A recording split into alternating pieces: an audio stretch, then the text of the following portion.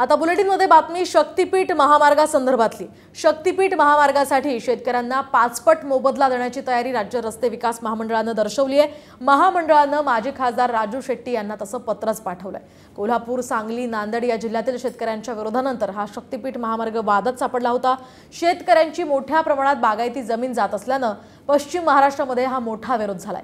कोणत्याही परिस्थितीत हा महामार्ग नको यासाठी आंदोलनं झाली आहेत। शक्तीपीठ महामार्ग हा 12 जिल्ह्यांमधील 39 तालुके आणि या तालुक्यातील 372 गावांमधून जाणार असल्याचं कळतंय। आता बुलेटिनमध्ये बातमी शक्तीपीठ महामार्गासंदर्भातली। शक्तीपीठ महामार्गासाठी शेतकऱ्यांना 5 पट मोबदला देण्याची तयारी राज्य रस्ते विकास महामंडळाने दर्शवली आहे। महामंडळाने माजी खासदार राजू शेट्टी यांना तसं पत्रच पाठवलंय। कोल्हापूर, सांगली, नांदेड या जिल्ह्यातील शेतकऱ्यांच्या विरोधानंतर हा शक्तीपीठ महामार्ग वादात सापडला होता। शेतकऱ्यांची मोठ्या प्रमाणात बागायती जमीन जात असल्याने पश्चिम महाराष्ट्रामध्ये हा मोठा विरोध झालाय।